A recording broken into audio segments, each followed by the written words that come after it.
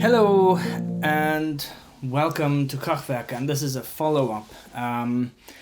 How do we get a great DI signal that we can then implement in our reamping, or we can use an amp sub on it effectively?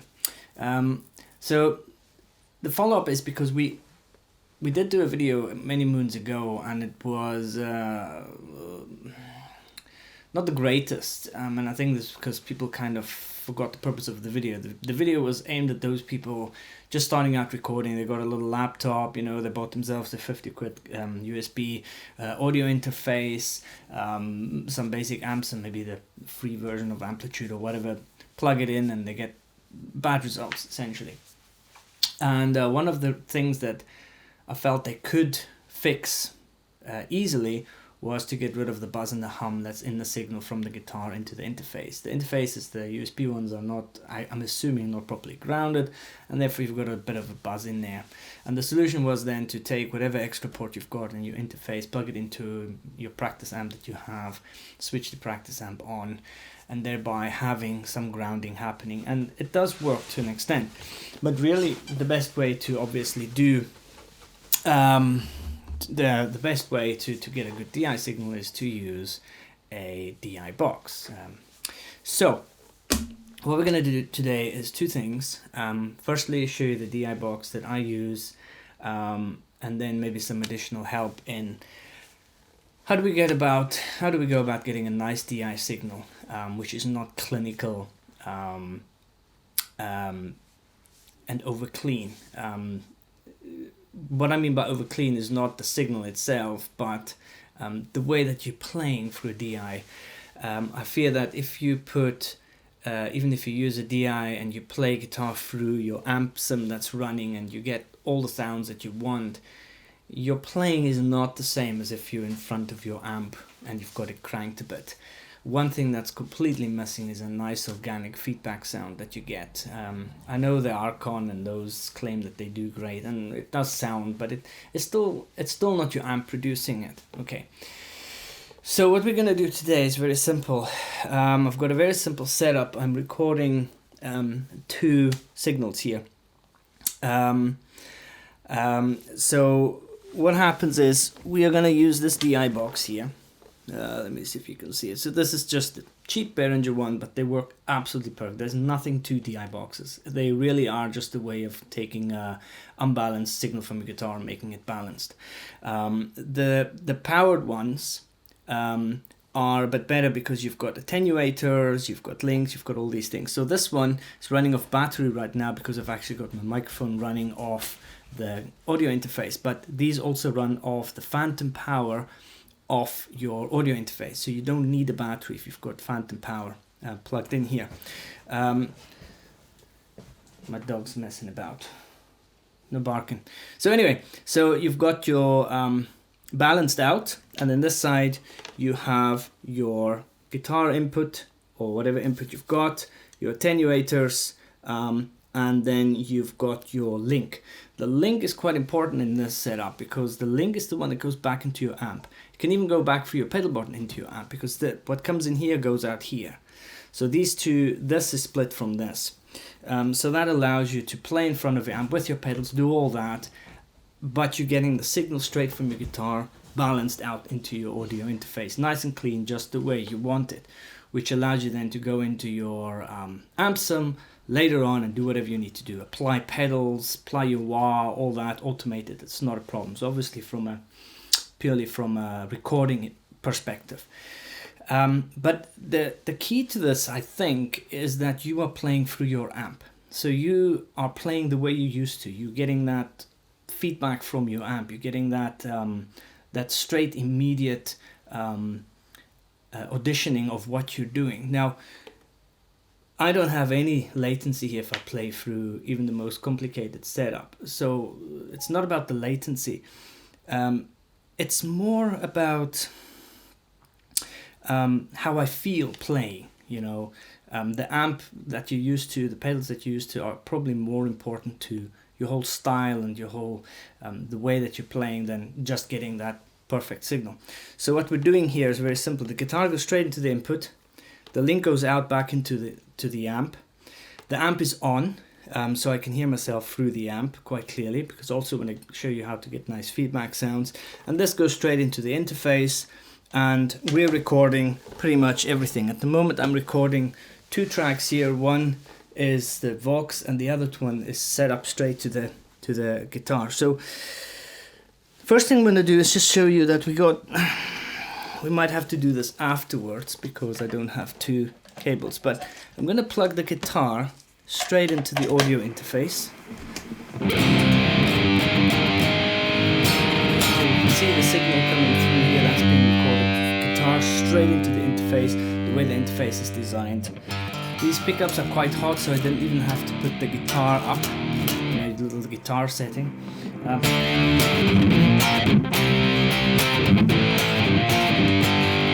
So that works, no problem, but probably got not so much a nice clean signal. So I'm gonna put this guy, I'm gonna swap these around again. My levels are set, so I'm not gonna mess around with that. So I'm on. The reason I'm using a drive setting here is because I am gonna recreate the drive with an amp sim in here. When we edit, so when you hear the guitar overdriven when I flick backwards and forwards is because I can't do it on the fly. I didn't want to record it duplicate, if that makes any sense. So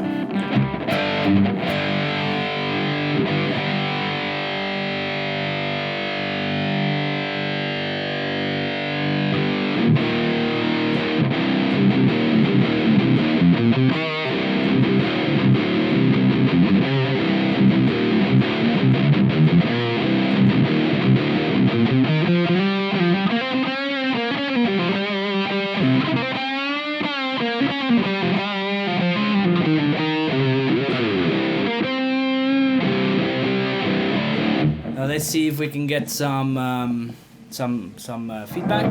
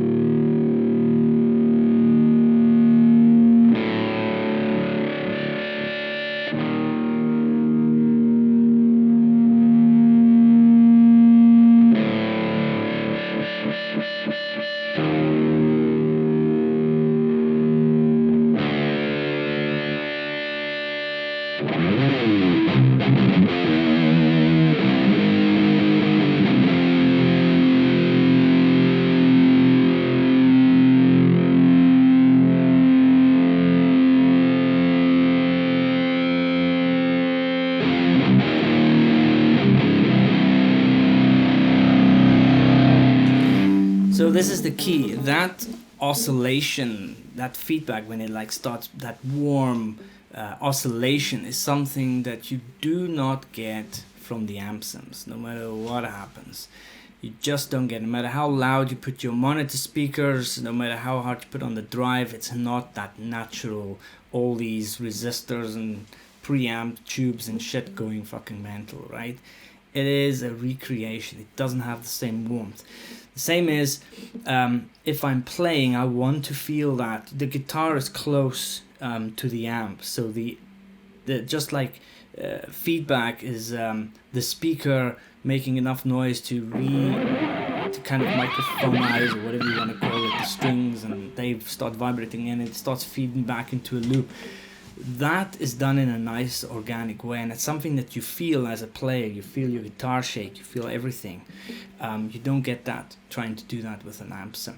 Okay, the other really cool thing is that I can position myself around my amp the way I want to, where I get that nice feedback, because it doesn't just happen. You've got to be in the right place sometimes. But you don't have a mic in front of the amp, which means that you don't have to worry about picking up pick noises, string noises in your signal when you're using your microphone. So you can get all the warmth and all the playability that you get out of playing in front of the amp, which you can then obviously just apply to an amp sim, because the amp sim, if you do it right, will pick all that up, because all it does is it applies the amp sound and the speaker sound to what you have captured, and you have captured all that because it came through the strings, through the pickups, back into balance booms, into and into your interface. So you've got all the information that you're asking for in there. You don't have to try and recreate it. The other nice thing about it is, if you're recording and I'm playing back a track and I want to play to the track, I can play that track as loud as fucking I want to and monitor myself through the amp without any bleed or anything like that, as if I would be using a microphone. So I have all the benefits of using an amp, and I've got all the benefits of using an amp sim and a clean signal. So the other thing that I've done is, because of the way that I like to work this, is I play the guitar with full volume and full tone controls on, so that I get all the information I want. When people start playing around with pickups and things like that, with tone and volume, it is a way to try and get certain sounds out of your amp. Now you can do that, it's not a problem. But I can recreate that in my DAW, in my first effect, by using a good graphic equalizer, because all that really happens with different pickups or turning the tone control down is I change the EQ curve and it goes into my amp. So I can realistically recreate. If I don't, I play usually with my tone control halfway down, so kind of in the middle somewhere. I can recreate that there. I don't have to do it here. I can do that in there, get the same effect, because I'm changing my EQ curve that goes into my pedals, that goes into my amp, that goes into my speaker, etc., etc. So you're leaving yourself with options without leaving yourself with too many options.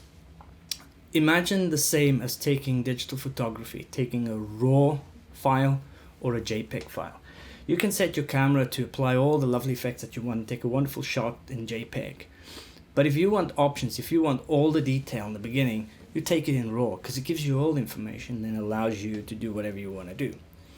I'm kind of applying the same principle here. Capture everything and let the amazing DAW effects and VSTs recreate what we would recreate in real life. But the thing that it cannot recreate, which is what we're trying to do here, is the way that you play and interact with your amp, the nuances that creates, the kind of fuller, more dynamic waveforms that you create, because you've got the speaker working back into the strings and backwards and forwards, which you don't get if you have your headphones on and play straight into your DAW, because you don't have that outside interaction. Now obviously there are scenarios where you want that absolute pristine clear signal, fine, but that's not what we're talking about here. We're talking about trying to get a realistic, organic, natural kind of sound into your DAW, which comes from the guitar, the strings, the amp, your own interaction with the guitar and the amp, and all those things combined that make it a kind of a richer, fuller kind of ideal.